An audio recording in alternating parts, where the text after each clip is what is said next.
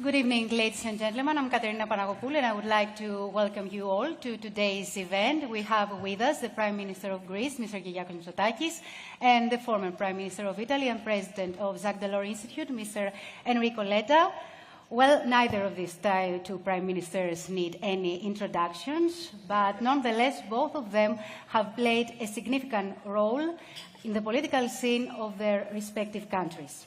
The topic of discussion is the future of Europe in a fast-changing world, leadership and global changes.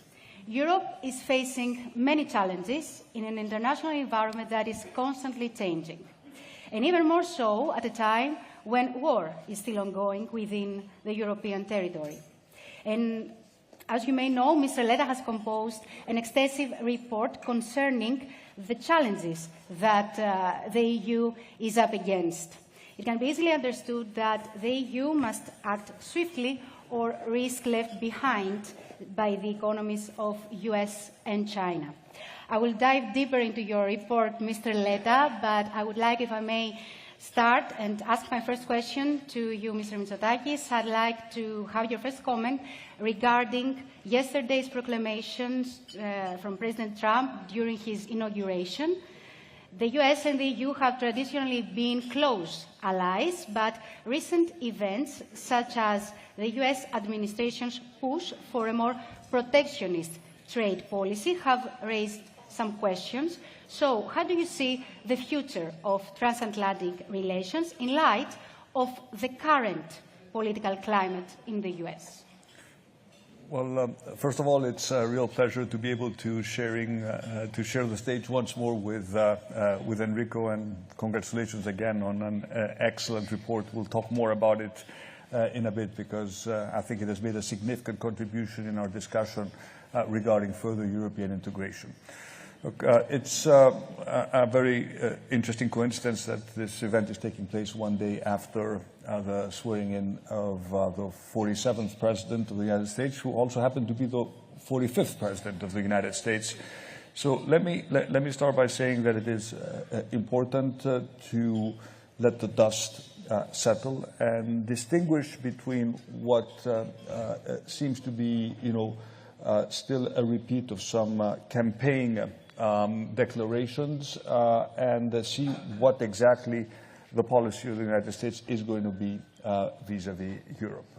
Europe is approaching this new reality, I think much more aware and much more geopolitically mature, but I do need to point out that similar statements were also made by President Trump back in 2016, and the worst, at least in terms of a full-blown trade war between Europe and the United States, was avoided. And I still do hope that this is going to be the case. But I do want to point out that this is very much an awakening call for Europe. And if indeed it is the case that the new global environment will move more from a values-based or rules-based international order to a more transactional way of dealing with international problems, that I think places even more burden on us to take very, very seriously topics which we have discussed,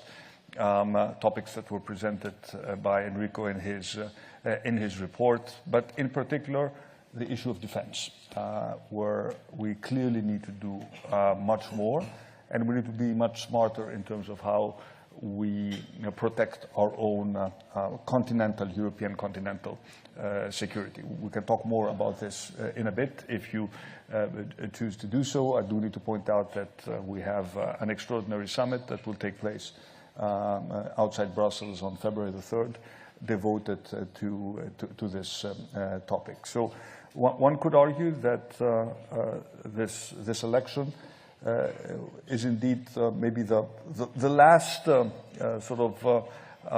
trigger that we needed in order to move from words to actions. And by actions, I don't necessarily mean a confrontational stance vis-à-vis the U.S. We have been, traditional allies. We're bound by, by history. We have fought, world wars together. I mean, this strong partnership is not going to be undone I'm very optimistic about that. But we need to explore if the art of the deal is about win-win solutions, it's exactly those win-win solutions that need to be explored.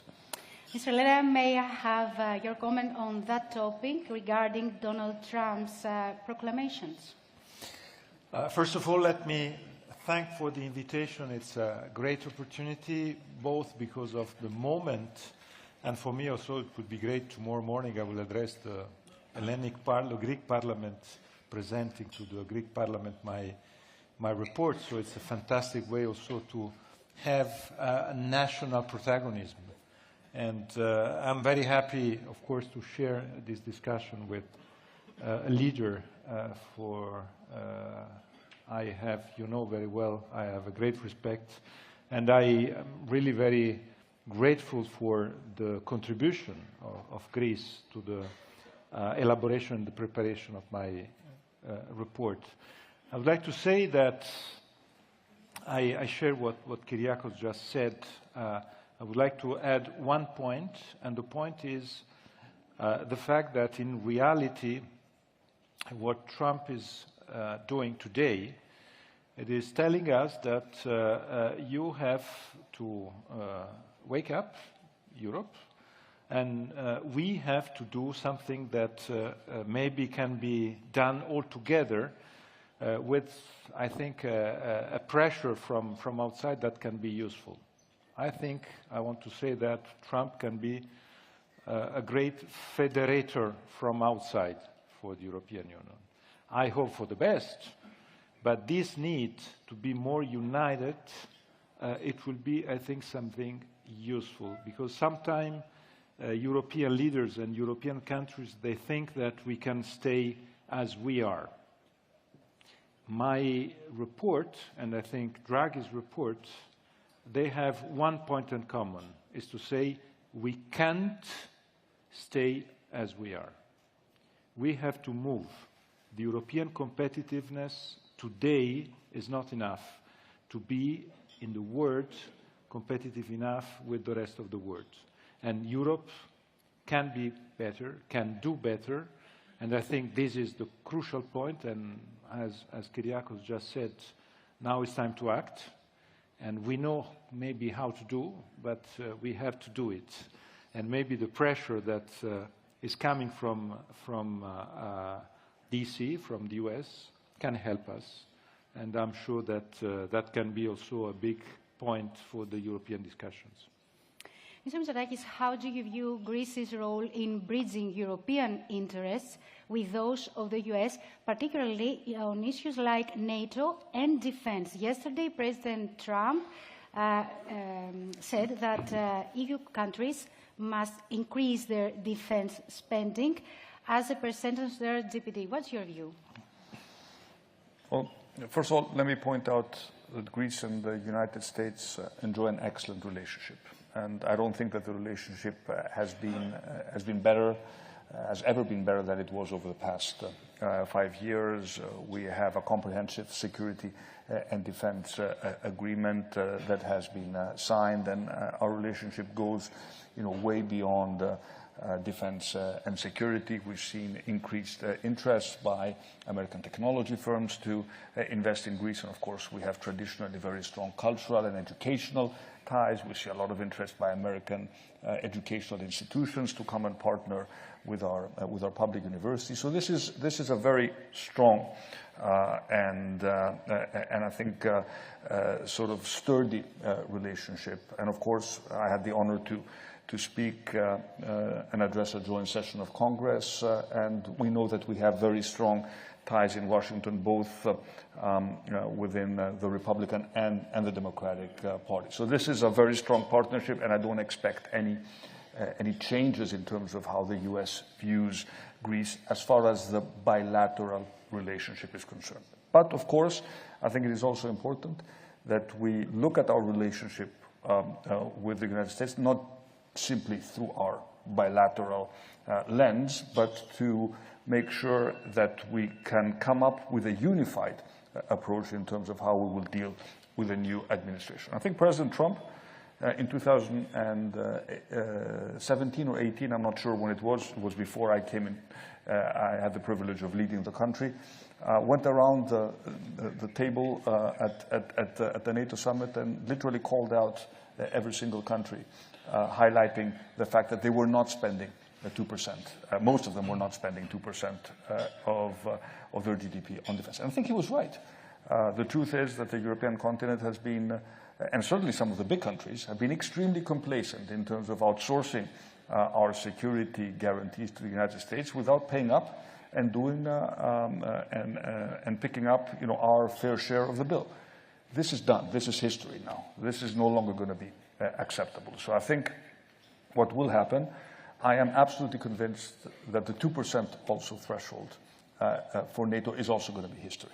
We will, I think, agree to a higher threshold. I don't know what it will be. It won't be 5%, but it will be certainly higher than 2%.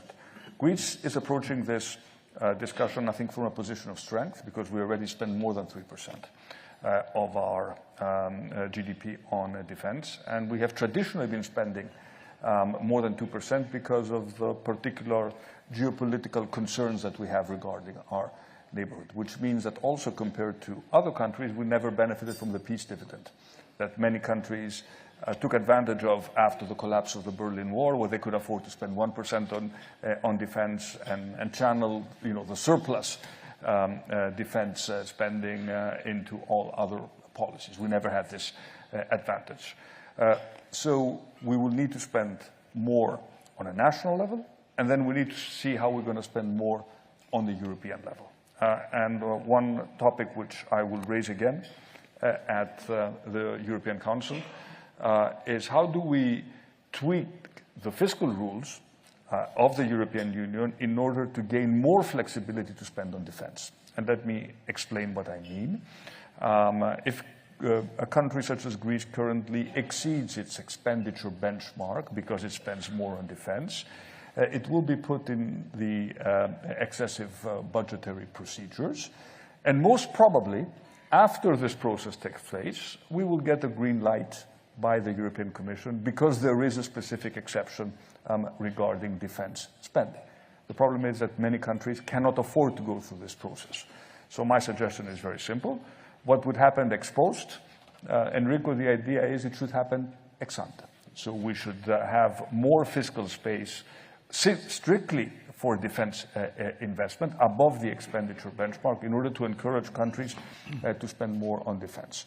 That is, in my mind, the quickest way to encourage countries to increase their defense spending. Again, it would have to be, a reasonable number, because we're all aware of the fact that we also are watched by the markets, and we don't want to endanger our fiscal position. And then, of course, the next question is going to be, okay, national budgets will do whatever they can, but do we need a European pot funded by European money to spend on defense? My answer is yes to the second as well. And if we did it once with the Next Generation EU after COVID. We were bold, but we need to recognize that this is also we are at a geopolitical inflection point with the war in Ukraine going on and with uncertainty regarding the nature of the transatlantic relationship. So if we don't do it now, I don't think it will ever happen. And I'm sure that this discussion will start in earnest at the European Council on February the 3rd.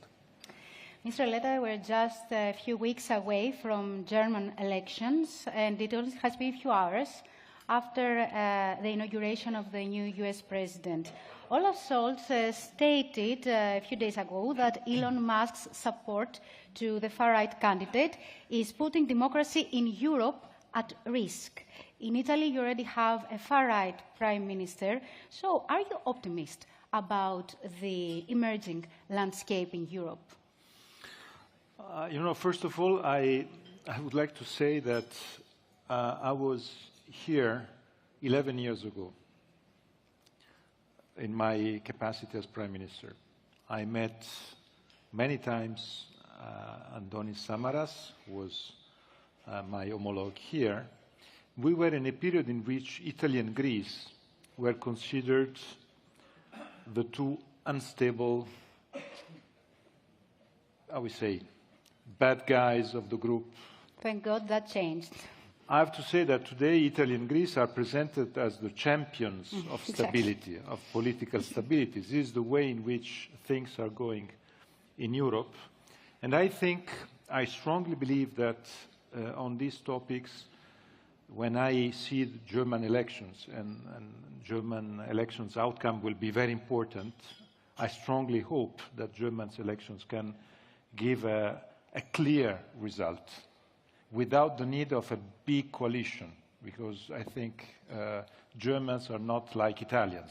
We are very good in having large coalitions. They are less good than the Italians in managing coalitions. So I think it is very important if in Germany we have a clear result, maybe with a government without the need of a large coalition, because Germany is important, is crucial and fundamental for Europe. What you mentioned about the role of Musk, I think that it's very important that one principle that is crucial in life, in democracy, in the free market, in the capitalism that we love, can be, I would say, guaranteed. And this point is the conflict of interest. Because if the owner of X is doing something that is not good for Europe, Europe has to do something to act there. Not because he is also part of the US government. We are obliged not to act on that. The overlapping between the two positions, I think, has to be clarified politically, because it is absolutely necessary for Europe. X is so important for the world communication that if we need to do something for applying our rules or that, we have to do so, and I think we have to do so without considering that the conflict of interest is a problem. I would like to take the opportunity to add one word to what Kyriakos said on defense, because what Kyriakos said on defense is crucial. And my point is that on defense, there's a leverage possibility on creating more fiscal capacity, goodwill at the European level, for a very simple reason. I know here there's the ambassadors of many European countries, maybe all the European countries are here. We know very well that Europe is divided in two groups of countries on fiscal capacity, on how to finance common goods. Some countries pushing for a new next generation EU or new public money fiscal capacity, and some other countries pushing for more national-based investment or private money investments. This second group of country is the same group of country pushing for more spending in defense with fiscal capacity, common defense spending. So I think that can be overlapping the two parts of this discourse. That can be interesting for all, because we need to have public goods financed in common today in Europe. If we start from defense, I think it is necessary because of the needs of today, but I think it can be also positive because it's a way also to start from something that can find consensus, large consensus, and something that can help us in addressing this good and fundamental point on public goods. One point is very clear. It is 20 years that Europe and European member states are not able to address alone the way to finance the big public goods. If you take defense, big infrastructures, how to tackle climate change, we need to be together on that. And we have to start, I think, probably from defense, because it's the easiest, but we have to start from defense, going to the rest. Mr. Mitsotakis, I would like to ask you, to what extent do you believe centrist and left-leaning parties are responsible for the shift towards the far right? And something related to that, in a way, there are only two genders, male and female, President Trump said only moments after he was sworn into office. So what's your point of view on that topic and on woke agenda in general? Yes, I happen to believe there are two genders, male and female. This is also my personal opinion. This is, what biology dictates. But every country is different. There have been various explanations offered regarding the resounding return of Donald Trump to the presidency, and certainly I've commented on this. The extremes of U.S. wokeism have resulted in maybe the pendulum swinging in the other direction. I would like to point out that those extremes, which are very, I think, prevalent when you go to the liberal sort of campuses of the top American universities, have not appeared in Europe. I don't think we have that problem in Europe to sort of justify a sort of a counter reaction against this agenda. This has been primarily a U.S. phenomenon. As far as Greece is concerned, I think we have demonstrated that you can have a strong center-right alliance that pushes, the fringe parties into what should be their natural space, which is them being small parties that do not profoundly affect the public debate. And of course, as Enrico pointed out, we are currently one of the few, very politically very stable European countries, and stability is a very valuable currency in today's world. It is what allows us to quickly implement our electoral program. It permits us not to lose time in coalition discussions. Enrico was right to point out that the three-party coalition, like the one you had in Germany, was a recipe for inaction, which eventually it brought down the government. So having a single-party majority in this world where quick decisions have to be made and where Greece is really embarked on a project to catch up with the rest of Europe, in my mind, is a great advantage. And when we talk to foreign investors, the politics, not just the economic situation of a country, are probably as important as the overall fiscal stability, to know that there is predictability and to recognize who the counterpart is at any given step of a possible significant investment. So undoubtedly there is a tendency, in Europe and in the US towards what we call the hard right or the extreme right. I think in Greece we have been able to contain it. This doesn't mean that there isn't a significant, percentage of people who vote parties that are to the right of Nea Demokratia, but these parties, in my mind, are still, fringe or marginal parties, and they're certainly not part, and they will not be part of any sort of future coalition, possible coalition building exercise. That's not the case in Austria, where you have the far right now leading the coalition. It used to be a junior coalition partner. Now the far right in Austria is the senior coalition partner. That is not going to happen in Greece.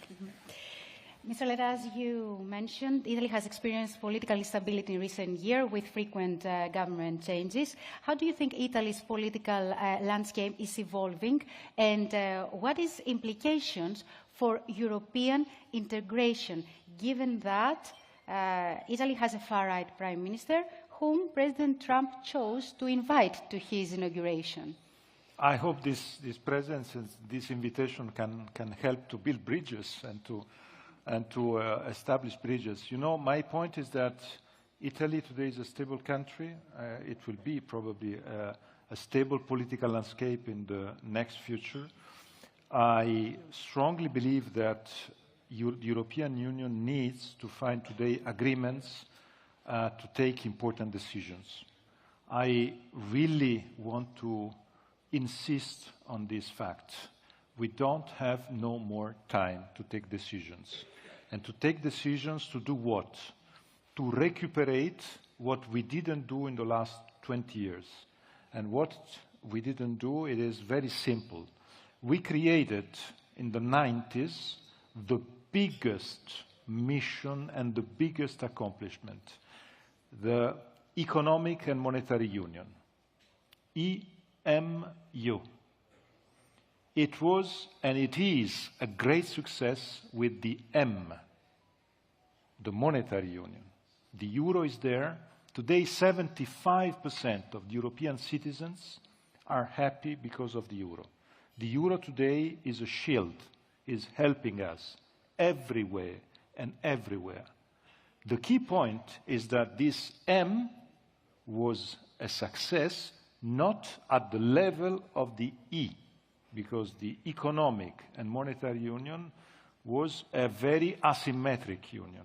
The Economic Union, until now, didn't have the same integration of the Monetary Union. I want to just to bring to your attention the fact that on three fundamental issues, topics, absolutely necessary for competitiveness, that are telecom, energy, and financial services, on these three issues, Europe is just a geographical expression.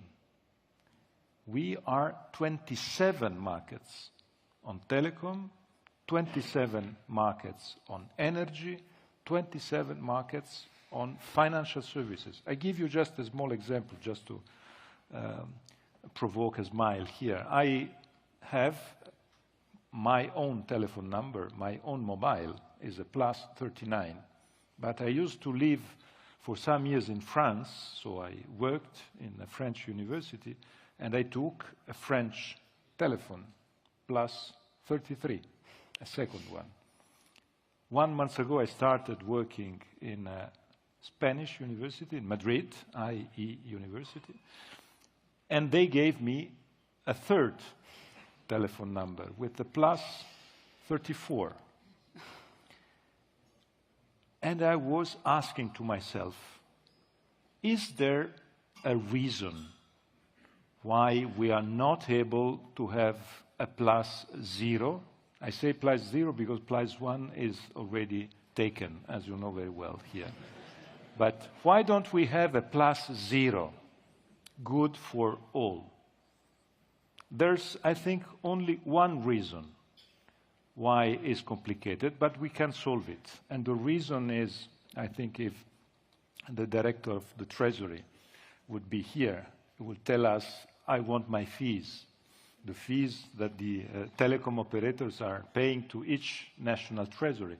But we can redistribute these fees from the European point of entry to the national treasuries, and we can give all of us a +0 as a number of telephone number that can be the one and the same in all Europe. You know, if you go in Benelux, and if you travel through Benelux, as I traveled to prepare the report because I visited all the member states, I was welcomed here twice by Kyriakos, and it was Your so journey interesting started for here. me. Yes, yes, exactly. And traveling in Benelux, if you are in a Zoom meeting by train or by car, the Zoom can collapse, and 5 minutes later you can have again the connection because you are passing the border between Luxembourg and Belgium, and the systems are different from Belgium and Luxembourg, from Belgium and the Netherlands. It is totally crazy. It's just an example I want to give you. There are so many, but in all these systems, we are 27, not one. Do you know how many clients have an American operator an American telecom operator. He has 107 million clients average. Do you know how many clients has a Chinese operator? He has 467 million average clients. Do you know how many clients has a European operator in average? 5 million clients. 5, 107, 467. Is the demonstration that our big mission today, and I know that this is the big aim of leaders like the Greek Prime Minister, is now to complete the integration and not to have only the monetary integration. If we don't have the economic integration in these fields, we are not able to be competitive, and we will be at the marginal stage in the world competition. And that's what the U.S. investors told you, that you have 27 different legal systems, 27 different fiscal systems. Mr. Mitsotakis, in Greece, there has been a strong focus on economic growth and stability. Do you see the current political environment in Greece and its influence on our broader European political landscape? What's your point of view? Well, first of all, let me just add to what Enrico said, which I think is incredibly important. We clearly need to revamp our competition rules. They were designed at a time when we were primarily concerned with internal European competition. The end result was that it was difficult for cross-border mergers to create big players that could compete in this cutthroat global environment. And this is something which I think is also realized by the new president of the Commission, and I would expect quick initiatives in this direction. For example, it should happen in defense. We talk not only about how much money we will spend, but also about making sure that we have bigger and more efficient players that can streamline standards and create economies of scale. And let me touch upon one other point which I think is particularly important because it was mentioned in Enrico's report. It's what we call the 28th regime, the idea of having one legal structure, especially for young companies, for startup companies, that would allow them to operate in all 27 European countries. This would be a true game changer because when we talk to our startups and we tell them, but you have a market of 450 million customers, this is quite frequently a mirage. It's not true because they still have to adhere to different standards, get different permits in all different member states. And one of the reasons why startup companies are not as successful in Europe and many choose to move to the US is exactly the fact that they really don't have access to a unified market of 450 million customers. Now, as far as Greece's role in Europe, I think we have tried very, very hard to leave behind us the years where, and I think we have succeeded, where Greece was perceived as a country that is only concerned with dealing with its own problems and burdening the European Union with its own internal failures. This period is way behind us. And I think our goal as a government is to play a meaningful and constructive role in the broader European debate. And this is always what we try to do. What I try to do at the European Councils, what the ministers try to do at their council meetings. And I think this is really, again, a time for bold ideas and for bold initiatives. And I am now into my 6th year at the European Council, so I'm becoming one of the more experienced leaders, and the European Council is still extremely powerful and able to forge these types of consensus. For example, I was talking about defense 2 years ago, and at the time, no one really was listening. But now the discussion is gaining a lot of traction, and we also need to be aware of the fact that in Europe, rarely do things move in a completely linear manner. You may have periods where not much is happening, where we discuss and we talk and we talk. For example, capital markets union, another topic which has been highlighted both by Enrico and by Mario Draghi in his report.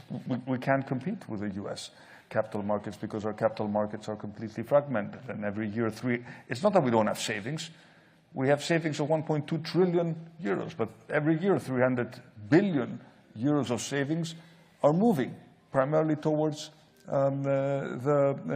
towards the US. So capital markets union is absolutely imperative in order to create the momentum that we need. So I think we're at a point where a lot of these discussions need to materialize into bold decisions. We'll try to do our best to contribute. And of course, we wear two hats. And I think it is important to realize that at the European Council, you wear your national hat, but you also have to wear your European hat. And when you wear your European hat, we all need to make sometimes small compromises to get to and this is particularly true, especially sometimes for the bigger countries. And my last point, the memory of the 5 days that we negotiated the Next Generation EU is still very, very vivid. 3 or 4 months ago, Germany was dead against it until it was for it. So at some point, and that's why I think you're right when you said that maybe the Trump election is this inflection point.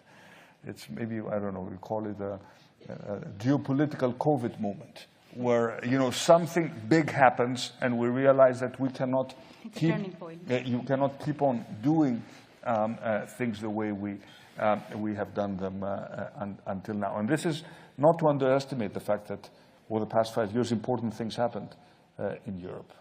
But clearly, it has not been enough. I would like to address the next question to you both. The European Green Deal aims to transition Europe to a more sustainable economy, but many businesses worry about the costs and competitiveness implications. So how can the EU ensure that businesses, and particularly the SMEs, small and middle-sized enterprises, can transition to green practices without sacrificing their growth potential? For me, it was really, really useful to have this journey to prepare the report. I have to say it was not my first idea, but I was lucky because Jacques Delors, 3 months before passing away, in September 23, told me, you have to write this report not in a closed-doors office in the Berlaymont. Berlaymont is the commission building in Brussels. You have to go around, visit all the countries, and he told me also not limit yourself to the capitals. Go everywhere in the country, because the true life is on the ground, everywhere. And this is what I did. I met several workers, entrepreneurs, sectors. I can tell you that what was for me a truly critical point today was the reaction of too many categories, clearly saying that we accept the idea that the true mission of the European Union is the transition, the green, just, and digital transition. But we have to be very clear. The transition can't be transformed in something that is only for the wealthy people. And this is the key point. If the transition has costs that are not tolerable for the average number of our people, the transition will collapse, politically and economically. The transition has a cost. Who is saying that the transition is without a cost is something that is not true. The transition has a huge cost, financial cost, political, energy cost. The key point is to consider that we have to finance the transition in a long-term way and in a very intelligent way with something that can be common.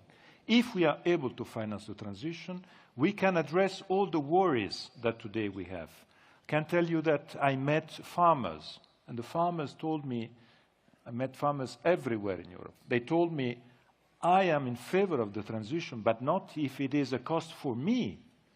I can help, but I can't pay the transition. The same for workers and entrepreneurs in the automotive sector. We can say to one worker in the automotive sector, you worked for 20 years in this sector, now it's over, without helping him in changing, in skilling, hard skilling, and so on. And the same for householders. If you are owner of a house, and if we all together, we are telling you that your house will need a cost of 3%, 2% in terms of transforming the house, and you have to pay for that, it can't work like that. So the key point is that we have to be aware of this big mission. If we want to transition, we have to finance the transition. And there's only one possibility to finance the transition, is to have together a private money pillar and a public money pillar. If you think that the transition can be financed only with public money, it means that we never listened the debate in the northern countries of Europe. I can tell you that for me, but Kyriakos is totally aware of that because he is in a European Council, so he meets every day, every meeting, his colleagues. But for me, it was very interesting, and I would like to share with you this experience. I visited all member states, and I was really impressed, shocked, by the fact that this debate on how to finance public goods and how to finance the transition is not at the center of the political debate. And I was telling myself why. And I have an answer. It is not at the center of the public political debate for a very simple reason. Because we all agree at national level. I want to explain what I try to say on that. Because in reality, in the countries where we think it is necessary to have public common fiscal capacity, the positions are not very different. In Italy, left and right, we agree on that. Left and right both think that we need a fiscal capacity. In France is the same. In Spain is the same. Left and right with the same approach on that. So the key point is that there's no national conflict within our countries on this topic. And the same lack of national conflict is in the northern countries. Because in the same northern countries, in these countries, you have a debate in which left and right are not having different conflictual solutions. They don't want a new next generation EU. Both left and right. So you don't have a debate there because they agree, left and right. The key difference is the fact that some countries think in a way and other countries as a whole think in another way. So the key point is that we have to combine the two approaches and to find a comprehensive solution. And the only comprehensive solution is to have, I named it Savings and Investments Union in the report. I'm very happy because von der Leyen bought completely this branding. Why Savings and Investments Union? Because we need to create a bridge between private savings and investments. We have to create something that can be an incentive to use private savings to investments and not to leave our savings sleeping or, as Kyriakos just said, going out of Europe. We need to make possible for our savings to find interest to have investments. Investments on the transition, for instance. In the report, my report is fantastic if you suffer of insomnia. I recommend you. And I can recommend you first the pages 30 and 33. They are very, very tough on beating insomnia. In these pages, there are the 4 tools that I propose on how to create this bridge. If we are able to create this bridge and to foster private investments, then I think it could be possible to convince, also through the leverage on defense we were talking about, we can convince also the rest of the European Union to put some public money there. We have a great ally, and I stop here on that, totally unexpected, that is the Karlsruhe Constitutional Court. Because the Karlsruhe Constitutional Court, that is the German Constitutional Court, that was not always a great ally of the European integration, by the way, today became a great ally of the European integration. Why? Because, just in a nutshell, they told the German government, you have to use your surplus not for national state aid, but for the debt. That means that the Germans, they need to knock the doors of Brussels to find common solutions, because they can't use national state aid on that. That is, for me, a great good news, because that means that we are all in the same boat. That means that we have to find common solutions all together at the European level, and I think this way to find 2 pillars, one private money and one public money pillar, can be a great way to find solutions. And I was very happy to see, and I'm sure that your protagonism, Kyriakos, was essential there, the Budapest Declaration. The Budapest Declaration, with the 27 voting in favor of the Budapest Declaration, altogether, is full of goodwill in going in that direction. I think it's a very positive signal, and I'm sure that now with von der Leyen and the Commission in full working mood, I'm sure that the implementation of that will be the agenda of next year's. Thank you, and I have to say that your report is very interesting to read and without suffering from insomnia. Mr. Mitsotakis, I would like for you to comment on this topic, as I believe it to be crucial. If you're really suffering from insomnia, you can also read the Draghi report. But actually, both reports are really very, very interesting. I could talk for ages on this topic, but let me just try to focus my answer. What is a green transition? An effort to bring down carbon emissions and get to carbon neutrality by 2050. Why are we doing this? Because we want to contribute to the general effort to make sure that temperatures don't rise to a level where life on our planet is going to be unbearable. Can we solve the problem on our own? Absolutely no, because we only account for, what is it, 6 or I think percent or 7% of global emissions. Should we do the green transition at a pace which is going to destroy our industry and make it less competitive and burden it with unnecessary regulation? The answer again is clearly no, although at some point we risked sending signals to the market that this was our #1 priority, and maybe we thought we were too voluntaristic in our thought, in the sense that if we do it, everyone is going to follow us and we will be the leaders towards a much brighter future. The world has proven to be more complicated than that. So I think the discussion today is the green transition, yes, but at a pace and in a way which does not destroy our competitiveness and does not hurt those who are the less privileged. So you're absolutely right, and this is exactly the rebalancing that needs to take place, especially when it comes to regulation. And many of these sustainability directives are just way too onerous, not just for small companies, but also for larger companies, and they need to be reassessed. And Ursula von der Leyen has committed to an omnibus legislation that will address and try to cut unnecessary regulation by 25%. Having said that, when we talk about the green transition, the key sort of driver is energy.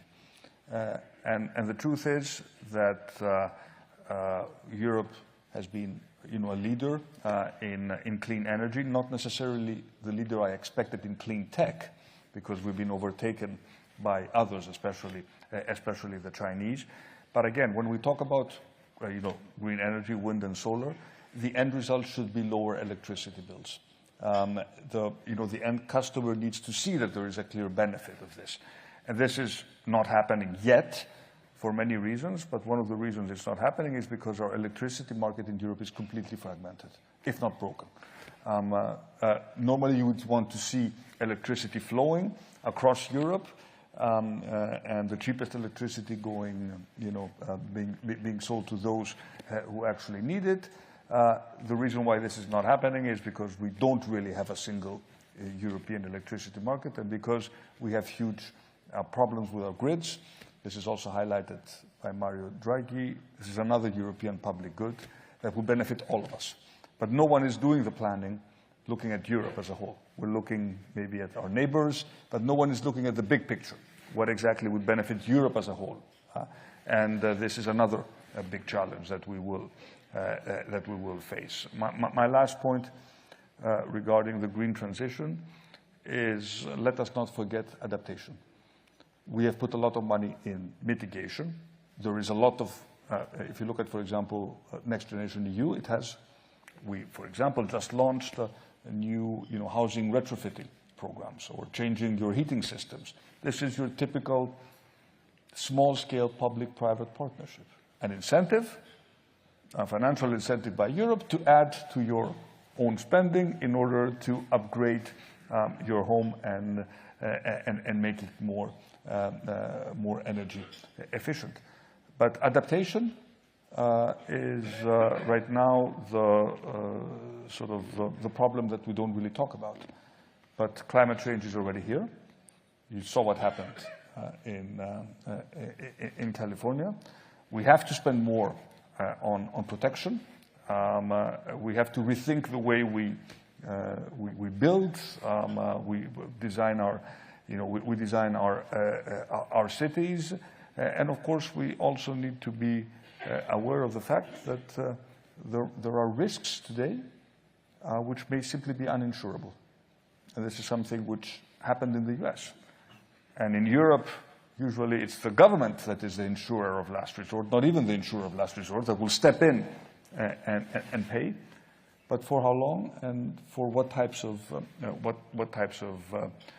disasters? And because we know that the trends in CO2 emissions are not going to change from one moment to the next. And if you ask me, am I optimistic that by in 20, 30 years this problem would have been solved? Yes, because there is so much private money directed towards clean tech that I'm sure that there are solutions out there which we don't yet know, but they will be discovered. The problem is what will happen between now and 2040 or 2050 when the solutions will be clear. And that's also why we need to be technologically neutral. It's a big mistake right now to say, this is wrong, I mean, this technology is good, this technology is bad. I'm very frustrated by the fact that sometimes even the European Union, we treat gas as something which is horrible. Yes, but we got off coal, which is worse much worse than gas. But we all know that we will need gas for the next 30 to 40, maybe 50 years. And if we need gas for the next 30 to 40 years, some investments in gas need to take place. And we, for example, took the decision to bring in 2 US majors to look for gas reserves, because we don't want to be dependent on countries that, for example, like Russia, that can cause us big geopolitical headaches, and it costs us a fortune to import the gas. So I would encourage more pragmatism and a better understanding of what really is happening, and not to set very strict rules. Just let countries pick their own path, their own technologies. Look at the end result rather than being very prescriptive in terms of the European regulations, in terms of exactly what it is we have to do. Thank you very much, Mr. Mitsotakis, Mr. Letta, και όλους εσάς που ήσασταν σήμερα εδώ μαζί μας.